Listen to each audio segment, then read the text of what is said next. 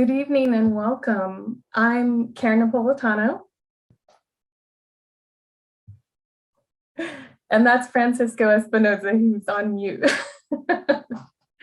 We're excited to welcome you tonight to CalEndow Live. At CalEndow Live, our mission is to provide health and racial equity programming for social change that is open and free to the public. Before we dive into this conversation, I want to remind everybody that we are recording this discussion, and we will post it on the California Endowment website tomorrow. We'll also send everyone a link to this recording so you could share it with your friends, family, people who didn't get to join the session, but also you could take another look if you'd like. We're super excited that you're all here with us, and at CalEndow Live, we've discussed racial and health equity issues with some of the nation's leading experts and advocates. Tonight, we're going to continue about these same issues, but from a different point of view from fiction writers. And we're going to explore this question: why mass market romance novels need to be in the hands of change agents and leaders. And we're going to discuss a couple fabulous books. So I'm super excited. But before we get started, I do want to introduce Frida Bloom, who's going to be doing Spanish interpretation for us. And she has a couple instructions for us. So take it, Frida. Thank you, Mr. Espinoza. Good evening, everyone, and welcome to the session. Muy buenas tardes a todos y bienvenidos a esta sesión. My name is Frida, and I'll be your interpreter. Mi nombre es Frida y seré su intérprete. I'll give this message both in English and in Spanish. Daré este mensaje tanto en inglés como en español. In order to provide language access, this meeting will have simultaneous bidirectional interpretation in English and Spanish, and I'll explain how to enable the feature in Spanish. A efecto de proporcionar acceso lingüístico, esta reunión cuenta con interpretación simultánea bidireccional al inglés y al español. Si usted es bilingüe, no tiene que presionar nada, pero si usted no es bilingüe y está en su computadora, por favor, localice el icono en forma de globo que está en la parte inferior de su pantalla, haga clic en interpretación de idiomas y después seleccione español o Spanish. Si usted está en su iPad o su teléfono o un dispositivo similar, entonces localice el menú de 3 puntos o que dice More en una de las esquinas de su pantalla, haga clic en interpretación de idiomas y después seleccione español o Spanish y después aceptar, finalizar o done. Muchas gracias. Thank you. Gracias, Frida. And now it's my pleasure to introduce our featured guests, 2 best-selling authors of really amazing books, Jasmine Guillory and Alisha Rai. Welcome to CalEndow Live. Thank you so much for having us. Yeah, thank you. What a pleasure. Oh, I am excited. And, you know, before, as I was starting Jasmine and Alisha, I was grounding myself, as I think we all were. And I'm not going to read what the dedication you have just yet, Alisha, but just thank you very much for getting all those nerves out. You saw at the beginning, I forgot to unmute, so they continue. But let's get this party started. Thank you again for joining us. I want to kick it off with a couple questions. They're quick, they're easy. Alisha, I would appreciate if you go first. Here are the questions. The first one is, if you can please introduce yourself. Where are you joining us from today? And if you can tell us a little bit about your latest project. Sure. So I'm Alisha Rai, and I am zooming in from a little bit foggy Los Angeles today.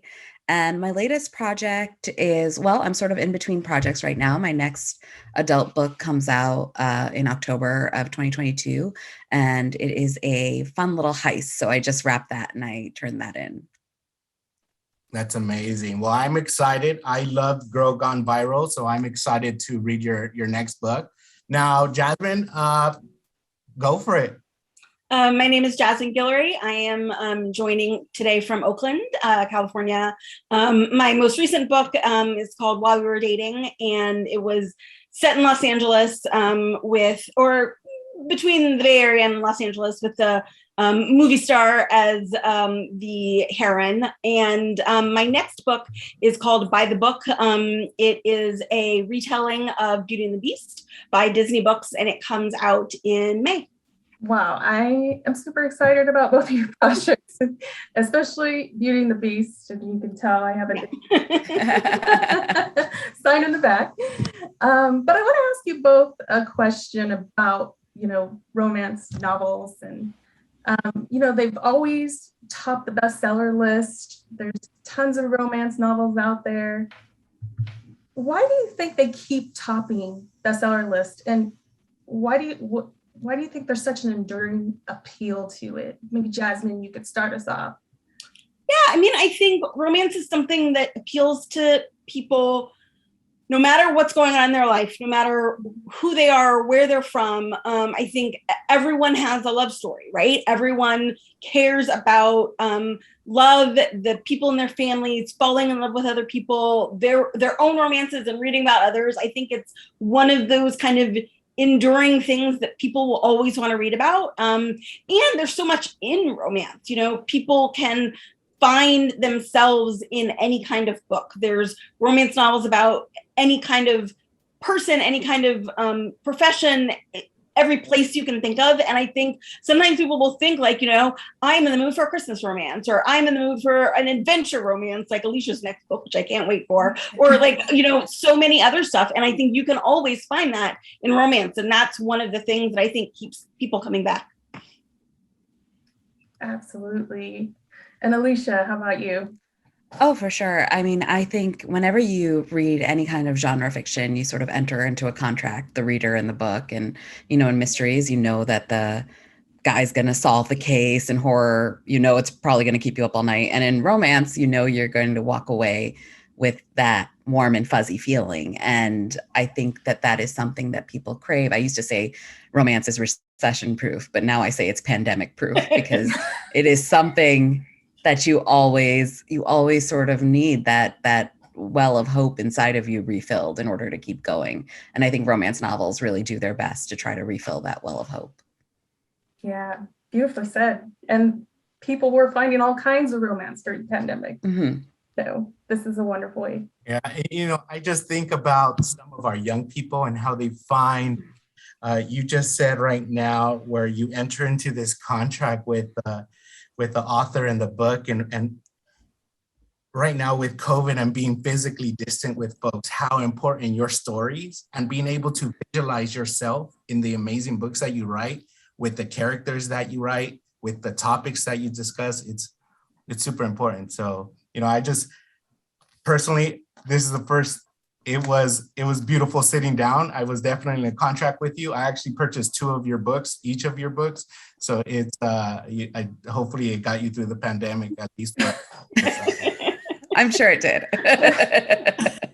Good. So thank you both for that.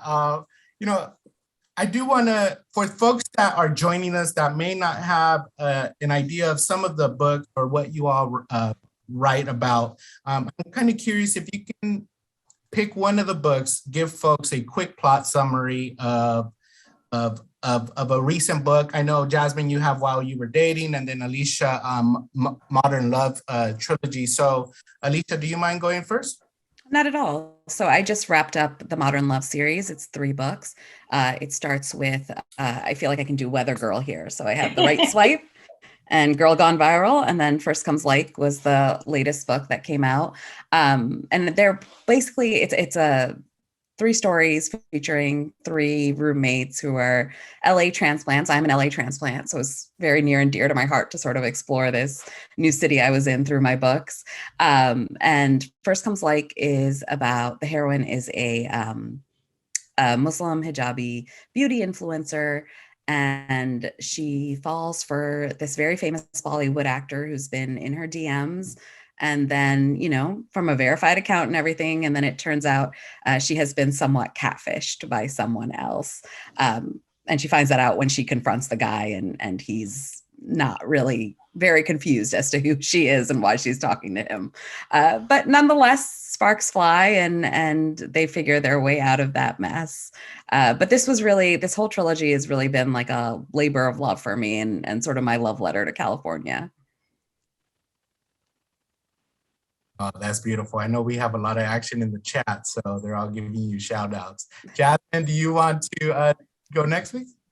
Yeah. So While We Were Dating was the last of my 6 books. The first one was The Wedding Date. And I will talk about Party of Two, actually, which was my 5th book. It came out in the summer of 2020. And it was about a woman who kind of started dating a senator, who they meet at a hotel bar, and she doesn't know who he is because she grew up in California, but moved back home, or moved back to LA. She hadn't been there for a while, and they're each sort of pretending to be someone else, and then they later like run into each other at a benefit and realize, oh, you're a senator, and then they start dating. And so it's sort of about each of them figuring out their way in politics and life, and how to kind of be a public figure and fall in love at the same time.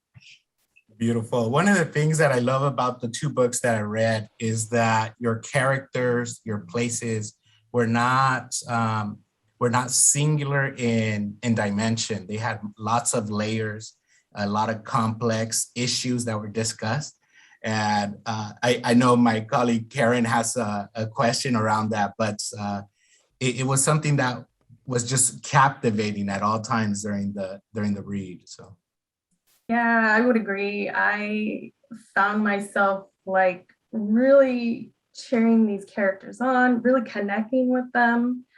And I just really loved both of the books. I read The Wedding Date and also Girl Gone Viral, and just really appreciated the writing and the attention to detail and all of that good things. So I kind of want to talk about, like Francisco mentioned, your characters. So you both have a diverse group of characters in your books, and the women you write about are different than the typical heroines you find in romance novels. And, they're strong, they're smart, they're complex, they're curvy, and they're really an honest reflection of reality. And so the questions I have for both of you are, what was the defining moment for you to want to lead with women of color in an industry that typically didn't uplift those voices?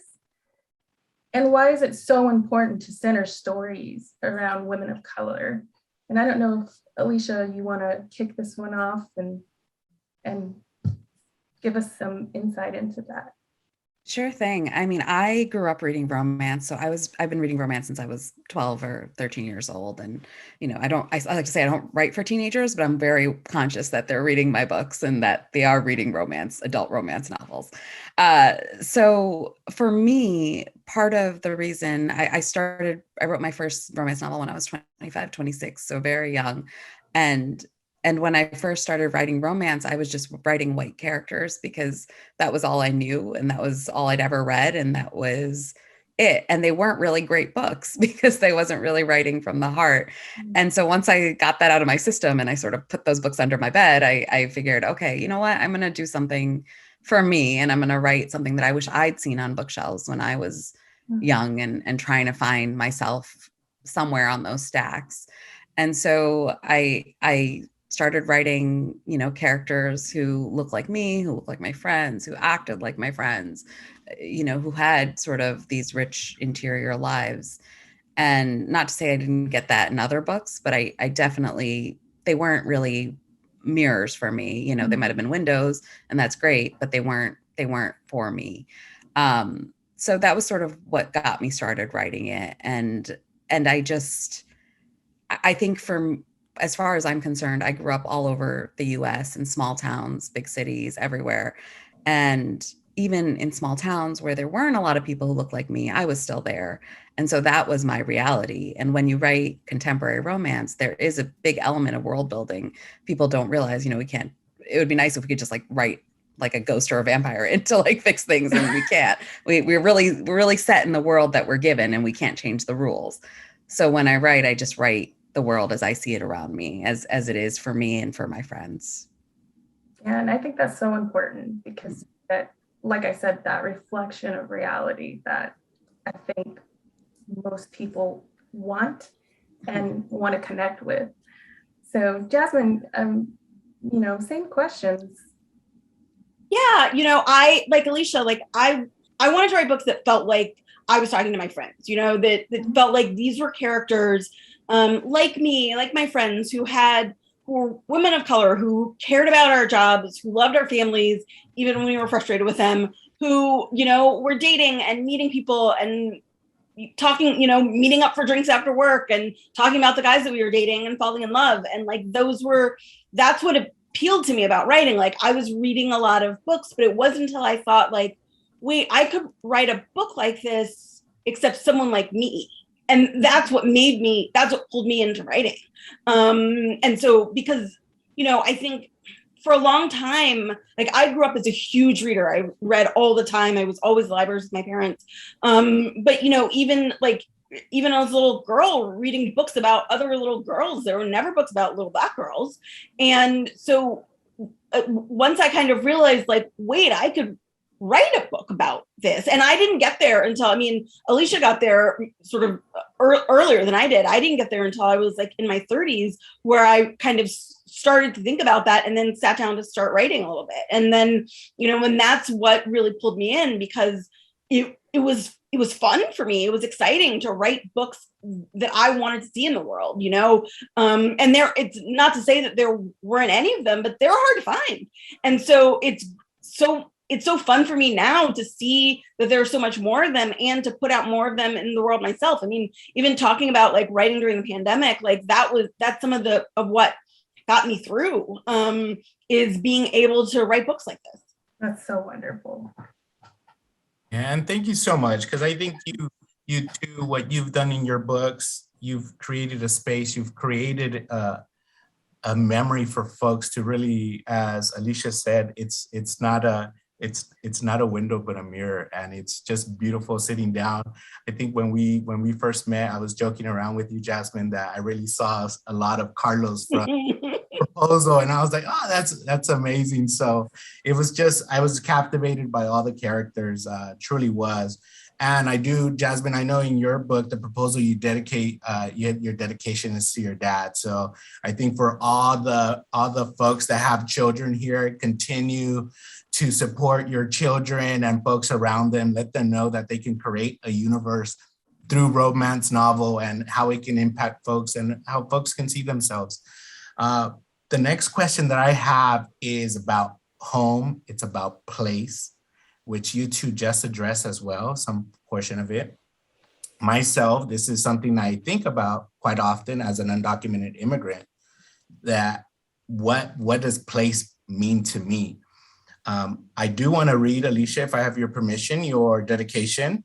Sure. This is your dedication for Girl Gone Viral, and it is, for those who have fought for a place to call home and those who are still seeking theirs. It's out there, I'm sure of it. The first night I picked up the book, I had to sit with that quote because I was like, oh my goodness, we're gonna get emotional. And it really did, because it made me, I had to think a lot. I'm actually, I won't think about it too much. But the question I have for you is, for both of you, is that you two discuss place again in a very multi-dimensional, multi-factor, just a lot of levels. It was just beautiful. Alisha in Girl Gone Viral, the main character is, I think, deals with place in a lot of different levels. One, interpersonal, right?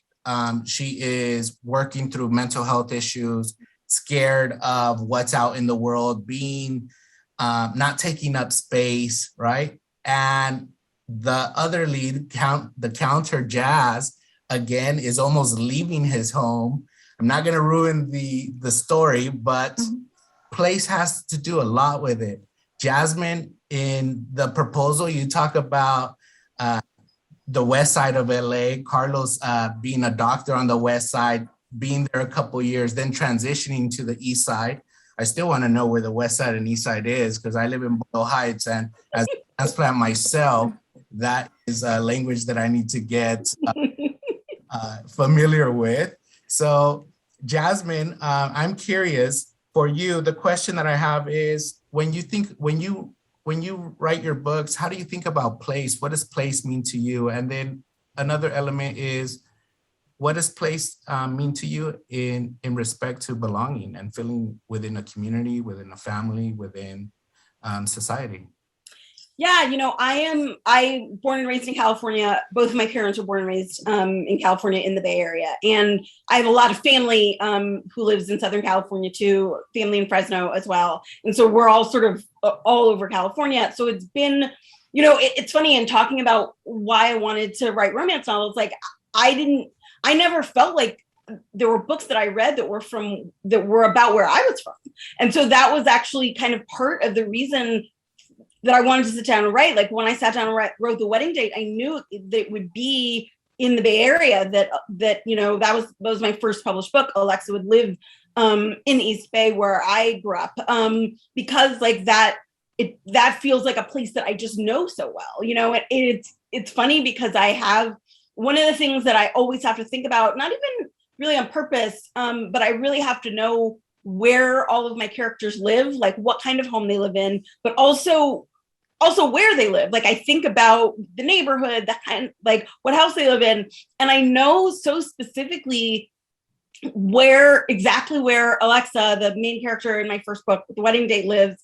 The one time last year, I was driving near there and I saw a new restaurant there. And I was like, oh, Alexa's going to like that place. It's right in her neighborhood. And then I was like, she's not real. Not going to go to that restaurant. Not a real person, but it was like I was like, oh, she lives right around the corner, because I know exactly where she lives. And so I really do think about place in that way. And like, and sometimes it's like thinking about place for two different people. Like these people are in different places. How can they come together? What is it about these places that make them who they are, but also that make them, that they can like bring that to one another and think about it. And so that's something that I do kind of think about a lot. And I think California plays a really big role in that for my books. The proposal, I set in LA, and I live in the Bay Area. I go to LA a lot to visit, but I've never lived there. And so I had to really like go for very specific visits to see like, okay, where's everything going to be? I had to lean on a lot of my friends who live in LA. And I, like, as you said, I moved Carlos because he had been a character in the first book and had been at a job on the West Side. And I was like, no, I have to move him. He has to be in the East Side, because that, first of all, most of my friends lived there. It seemed like easier, but also he seemed like more of a East Side kind of person. I needed to set him in the right place for him. And so that did really play a role in a lot of the sort of beginnings of that book. Well, now that I know that a lot of your places are factual, I need to know where Carlos is going to getting his tacos. But I also do want to throw a plug through all my Fresno peeps. I just moved back to SoCal because of COVID, but I love Fresno, and anytime I have a chance, and you just mentioned Fresno, just want to give a shout out to all my Fresno folks. One of them, and an organization particularly that I'm going to give a shout out right now, Jakara Movement, because I'm going to transition to Alisha.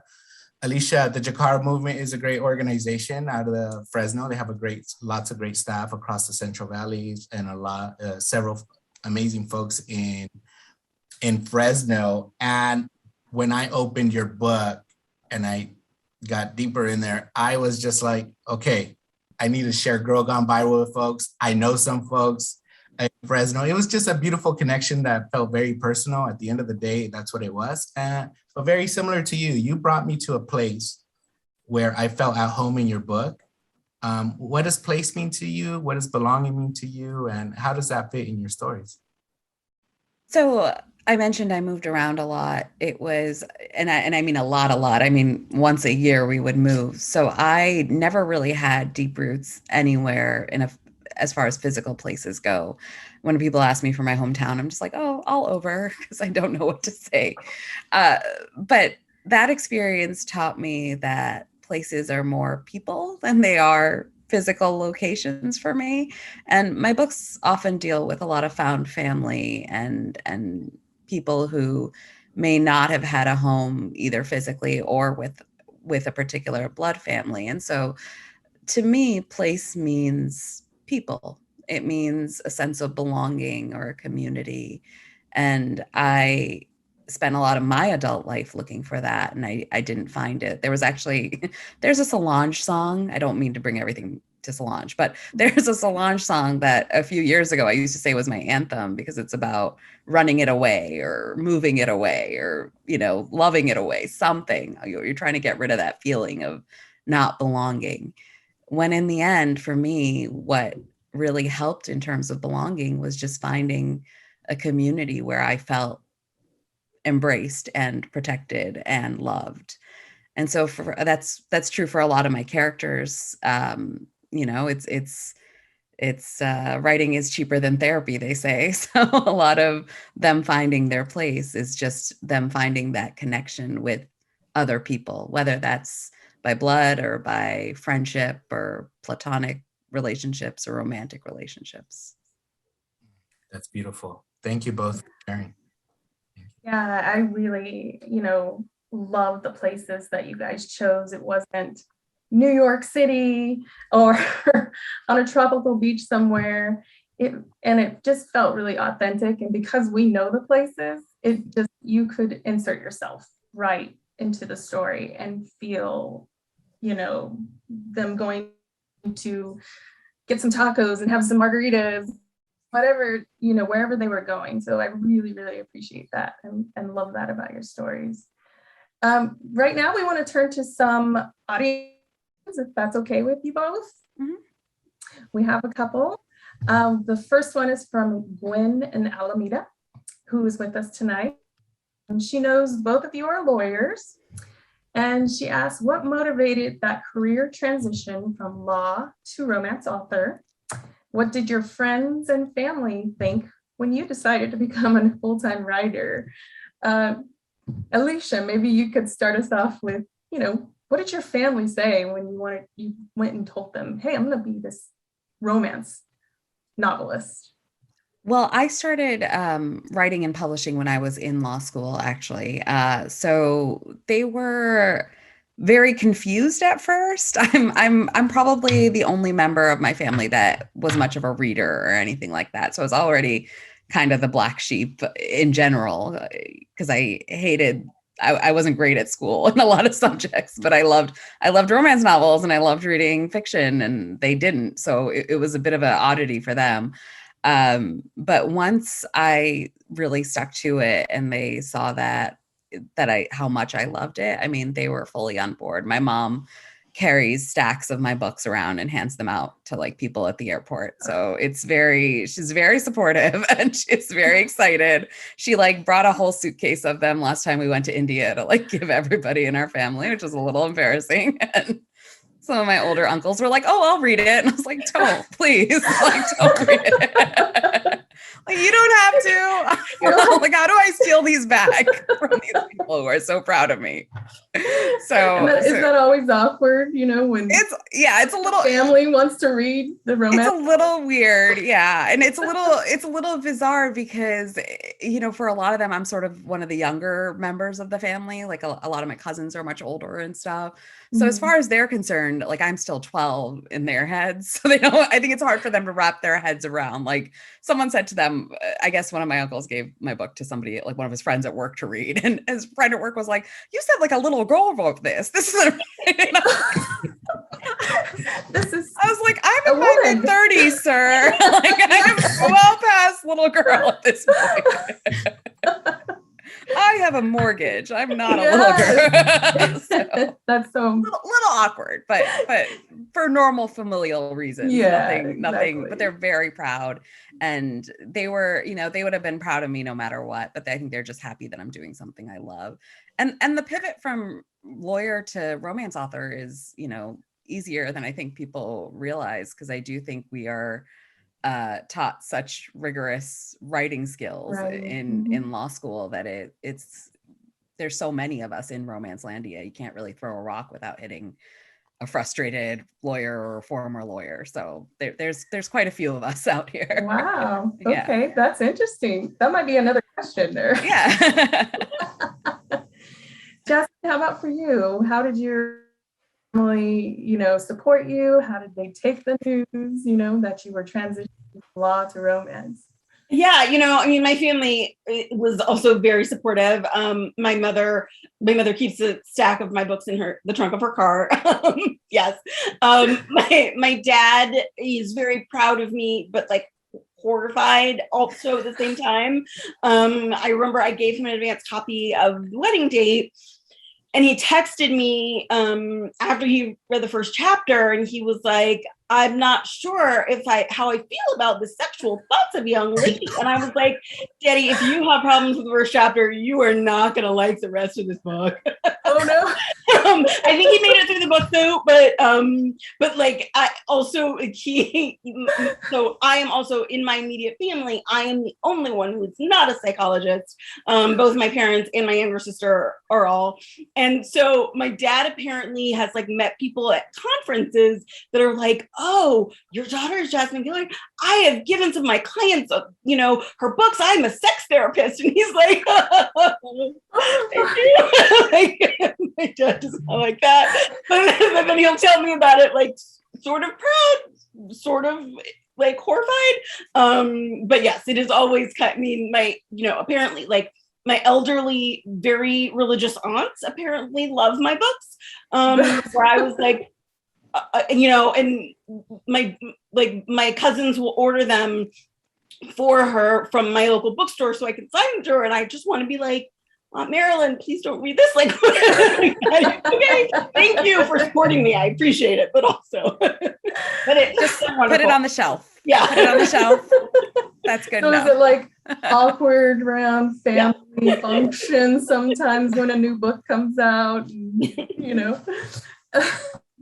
or makes interesting conversation, hopefully. Yes. So wonderful to hear that your families are so supportive and really have so much joy for the work that you're doing. I love that they are packing them in their trunks and handing them out. That is just love right there. We went out to dinner a few weeks ago and my mother started like showing an article about me on her phone to the waiter. And I was like, oh my God, Mom. Yeah. That's beautiful. I think that the next question is very related. You all have shared that your families have supported you all through this process and have been very encouraging. But what advice would you give for folks that want to write their own romance novel? Yeah, that's the question. What advice would you give them? And Jasmine, do you mind going first? I think my biggest piece of advice is to just read a lot. I've always been a huge reader, but in the 3 or so years before I started writing romance specifically, I was reading a ton. Like I was reading hundreds of romance novels a year. And I think that really helped because I think the years of reading I have done over my life have helped me so much in just learning how to write and learning how to put together a story and thinking about books, but also specifically reading romance. Like I read a lot of books I loved, but I read a lot of books I didn't like, and reading those books I didn't like helped me know like what to avoid. There are people out there who like those books, but I didn't, and I didn't want to write like that. And so that sort of helped me figure out what kind of writer I wanted to be, what I cared about putting in books, what I wanted to do with my writing and with the stories that I wanted to tell. And that, I think that was great just in a broad sense, but it also really just helped for learning the beats of a story, how to put together, how to make people fall in love with the story that you're telling, is really important. And I think reading and rereading these books, like books that I really liked, where I kind of thought oh, they did the dialogue really well. Let me reread that and see what they did, how they did it, pay it close attention to stuff. That I think made a huge difference. Beautiful. Alisha? I 100% agree. There's no genre you can write in if you don't love it. And in order to love it, you have to read it and really embrace the conventions of what makes the genre the genre. I said before, there's a contract between the reader and the book, and part of that contract is fulfilling sort of the beats of what they expect the book will be. And 100%, we stand on the shoulders of the authors who came before us. So the ones that I was reading in the 90s, somebody said to me, oh, it's so great that you have like women entrepreneurs in your books. And I said, oh, well, back in the 90s, I read Jane Ann Krantz, who had these boss babes with huge shoulder pads on the covers, and they were always involved in mergers and acquisitions with someone trying to take over their company. So I've got this down pat. This is what I grew up with, and this is what I absorbed, and so it's nothing new, or it's nothing, utterly world changing or anything like that. But hopefully, I'm putting my own unique twist on it. So, as you all write and put together your books, like, have you experienced an editor, just saying, "Hey, this topic is no go. Like, we should go back to your desk or go back to your favorite place of writing and rewrite this." And how have you all addressed it? Do you think it's common, or am I making an assumption that it's more common for authors of color, women of color? And Jasmine, like you're about to react. Yeah, I actually anticipated that, and it has never really come. I think I was much more worried about that happening than was likely, or maybe it's happened to lots of people, and I just thought I've been lucky. But in the wedding date, there's stuff about race. There's stuff about working for like putting together programs in a city for underprivileged youth, like all sorts of different kind of social programs and whatever. And I was worried that my editor would be like, I don't know how I feel about that. And I think she loved it, and people have embraced it. I was actually especially worried in the proposal because I think the times that you write in really play a role in the stuff in the books. And like, I wrote the proposal in 2017, which was I feel like a very angry year for me in America.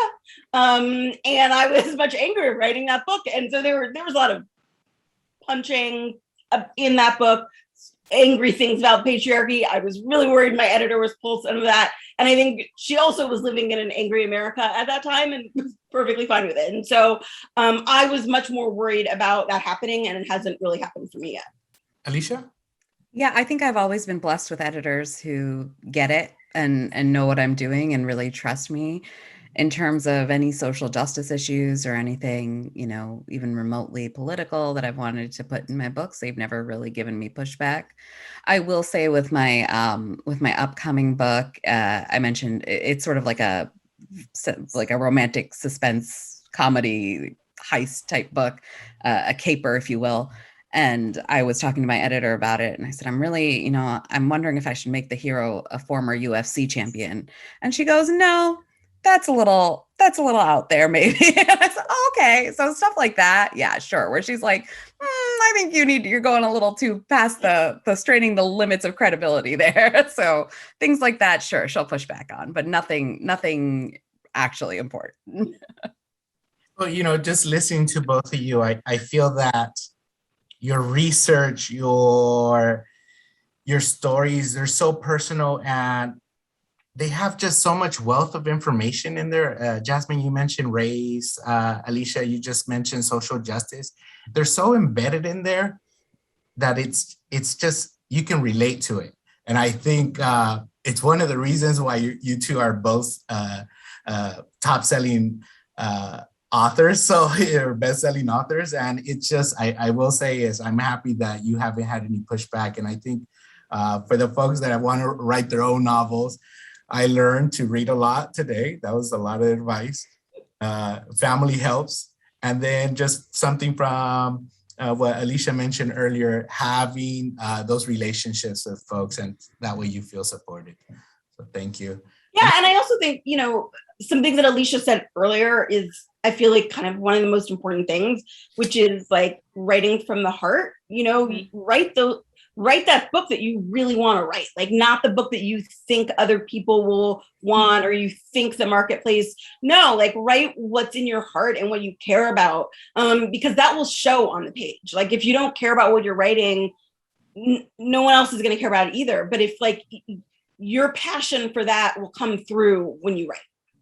Also, I mean, from a purely logistical standpoint, you're going to be with that book for like 5 or 6 months, writing and rewriting it. So you better really For love a that long book time. that you're Like writing. the number of times that you reread a book that you've written, So many. my God. So you Just better so many. love that book. So you really have to love it. This is really, I think great to hear, because I think we see, you guys are on the inside of this. So to hear that, your experiences have been pretty good, with your publishers, with your editors, I feel like that gives hope to other folks so that they can share their stories and get them out into the world, because I think is a huge readership that is just craving these stories. So I really want to appreciate you both for talking about that. And then Jasmine, I just want to come back to you for 1 second, because I know, you talked about the justice reform work in the wedding date, and I know, and Francisco knows, that you have a little bit of a history with the California Endowment. And maybe you could just talk briefly about, your work with the endowment, and then how that informed your story for the wedding date. Yeah, absolutely. I worked for, I actually don't even remember how long now, maybe about 3 years, part-time in communications with the California Endowment. I did a bunch of research on specifically criminal justice, especially having to do with kids and teenagers. And so a lot of that has informed my work. I mean, I was working on the wedding date while I was doing that work. And a lot of that just informed like how I thought about how, the main character of the wedding date is works for the city of Berkeley. And that informed just sort of how I thought about her job, what she cares about, the kind of people that she wants to serve. And it really helped me think about characters and who they were. Others in my third book, The Wedding Party, the main character, one of the main characters of that book is the communications director for the city of Berkeley. And so there was a lot that I drew on in my experience reading for the endowment in that book. And, I think even just logistics, I think that there's so many logistics that go into any kind of big operation like that. But it did make me really think about so many big issues, but also the people involved and how they care about them. And so that's something that has played a role, I think, in everything that I've written. That's so amazing. And we really appreciate your work, and that you are sharing it in a platform like this where it's kind of unexpected, right? So we really love that. And so I want to kind of switch gears, and I want to talk about guilty pleasures, because so much of the romance genre is considered to be a guilty pleasure. And for somebody like me, who I love fiction, I love romance, and I get a lot out of the stories and the characters. I always say, you're never alone with your thoughts or what you're going through if you have a good book with you.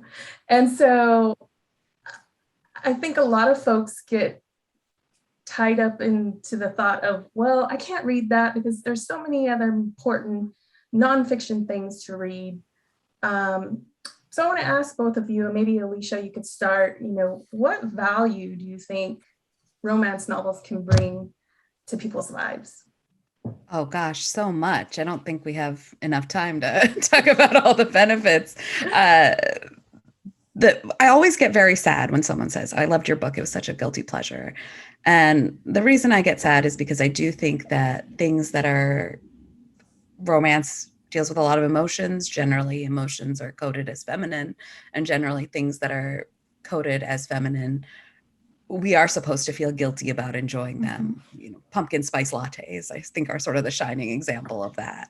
It's something that you should feel bad about consuming. And I've never quite understood that, because every book or every piece of media that we consume, whether it's a reality show or something on the History Channel or a nonfiction book versus a romance, it is all a form of escapism. It is a way to take us out of our day-to-day lives and to take us somewhere else.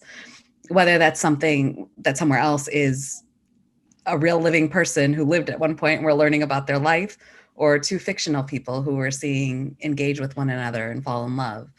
It is all a way to get us out of our day-to-day lives. And there is nothing, I think, personally more important in our life than being able to walk away from it for a moment and to either see other people and how they live, or to feel ourselves in them and to draw some strength from that, or just to be sort of a voyeur or a fly on the wall. And the value of that is not calculable. It's so high to have that. And I said before, it's about taking some hope back or some happiness back into our day-to-day lives and being able to wake up then and go to the 9 to 5 maybe we hate, or have to deal with someone we don't really like that much, and come back to something that makes us walk away feeling good about ourselves.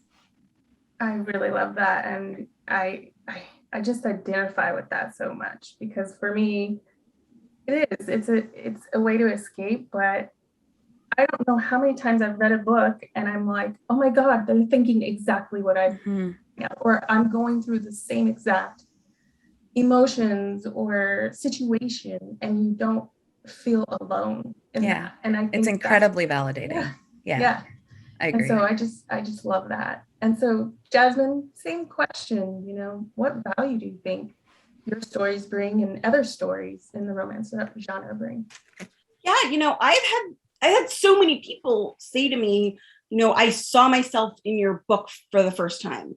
And that means so much, because I don't think I was in maybe my 30s until I really felt that I had seen myself in a book. And so I think it is so important to be able to do that, to read a book and see oh, these people feel like my family, this person feels like me, her relationships feel like my own. And I think those are things that, especially as people of color, we don't get enough of in any kind of media, in books and TV and movies, any of that. And so whatever you find that can do that for you, go for it. But also, especially, as we're coming on almost 2 years of this pandemic, where I feel like one of the things that we have all learned from it is that we have to grab joy from wherever we can.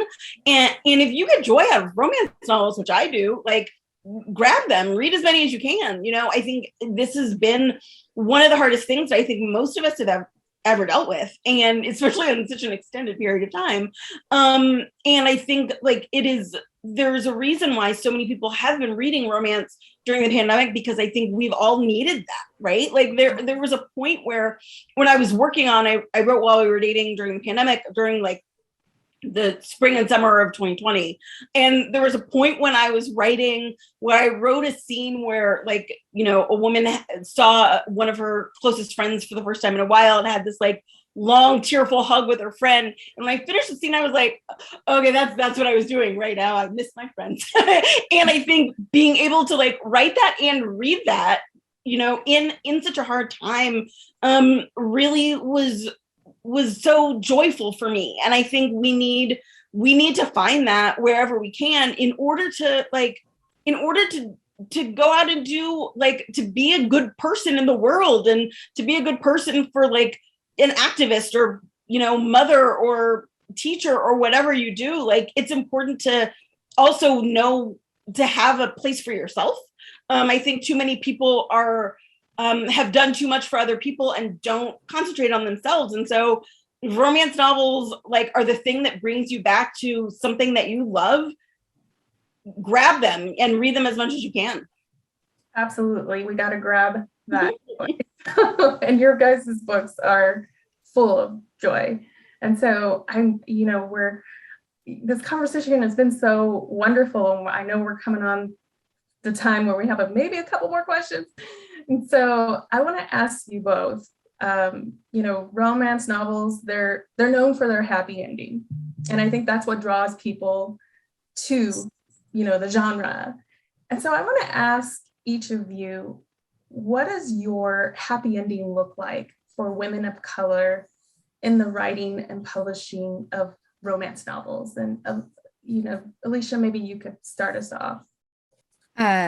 Do you mean for characters or for authors, or? I think for what does that look like for authors, up and coming authors, in the publishing world, in the writing world? And then just like, what does that happy ending look like for stories?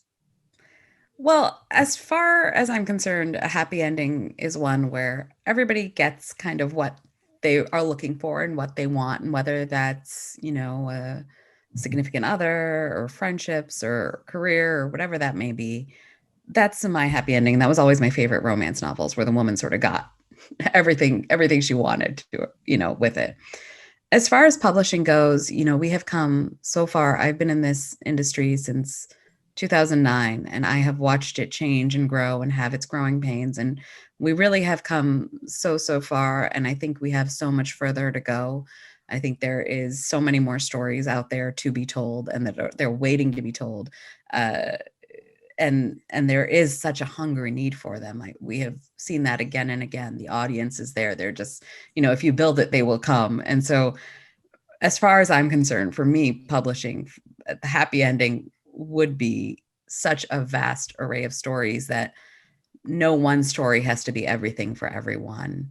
There's a sort of a Highlander mentality that we've been fighting all this time, which is, there can only sort of be one. There can only be one of each flavor, but that's not really the case. And that's not really realistic when there's billions of stories out there to be told. So for me, what I'm looking for the next 10 years is just more of everything, because it's almost not enough. It's we're just ramping up, and I can't wait to see where we go from here. That's beautiful. And Jasmine, really quick, what does your happy ending look like? Yeah, I totally agree with Alisha. I think so much more. I think, publishing is very big industry, and there's so much money there. And I think more of that money trickling down to authors of color is very much one of my happy endings. I think in general, things are weighted towards white authors, white men especially, but white women certainly get a lot of it. And I think I would like to move that towards the authors of color a lot, because I think that is, talking about like being a full-time writer, you can only do that if you're getting enough money out of publishing to afford it. Yeah.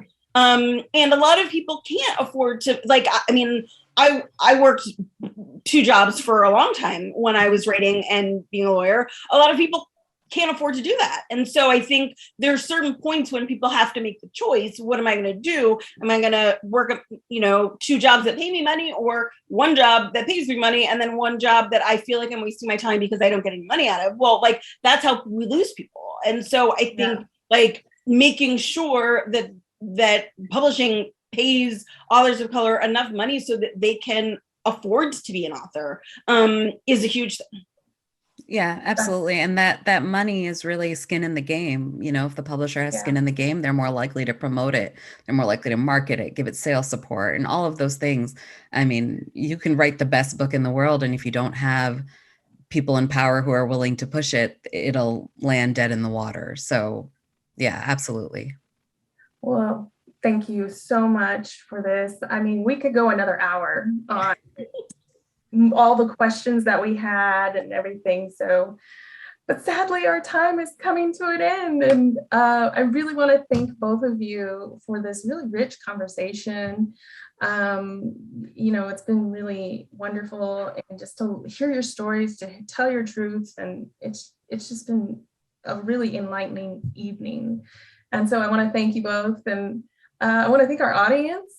Thanks for joining us tonight. Watch your inboxes for the link of this recording. It'll come tomorrow. It'll also be on our website, californiaendowment.com or .org, I think. .org. And then join us on December 9th for our next event. We're going to be talking with the creative forces behind a just released collection of essays called If We Want to Win, a Latin Vision for a New American Democracy. It offers a proactive new vision for Latinx power and organizing. We'll be joined by Diana Campoamor, the book's editor and founder of Nuestra America Fund. The California Endowment CEO, Dr. Bob Ross, will also join us. Dr. Ross wrote the book's foreword and submitted a chapter about our beloved colleague, Dr. Beatrice Solis, who passed away last year. Join us if you can. Again, December 9th is going to be a great conversation and another amazing evening with talented folks. And you'll find the registration link in the chat, and you'll also, if you register for this event, will be receiving it via email. Once again, thank you very much for joining us today and tonight. Everyone have a great one, and we'll see you soon. Adios.